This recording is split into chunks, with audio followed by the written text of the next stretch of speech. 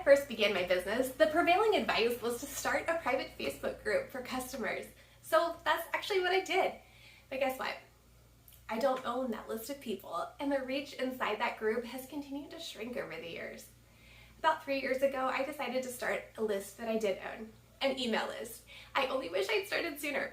A couple of years ago, when there was a Facebook blackout for a day, I was still able to send an email to all of my customers about a special that was going on, and it helped me see just how valuable it is to maintain an email list. If starting an email list of your own feels really intimidating, I understand. It might sound a bit scary, but once you start, you'll find it's really not too much harder to compose an email than it is to write a post. I frequently repurpose photos that I share elsewhere so that I'm not creating new content specifically for my emails totally from scratch. I also love to reshare high-performing content via email after I see that it's resonating with my people, such as a reel on Instagram, for example. You will notice a huge shift in the amount of people that you're able to reach through email versus any other platform. The average email open rate nationally for this year is around 20%. So if you have 500 customers on your list, that means that 100 people are consistently opening and reading your email on average.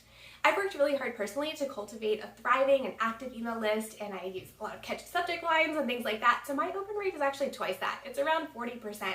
So my reach on Facebook group posts is like 8 to 10% on average, so it just makes more sense for me to spend my time investing in email where I have 4 times the reach.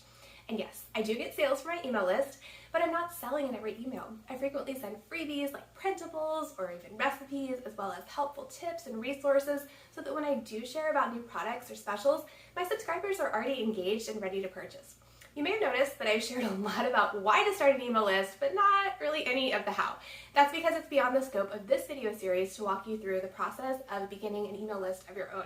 The process isn't too bad though, and my team does have trainings available for you. If you're not on my team, ask your upline if she can direct you to a great resource specific to your company and your team.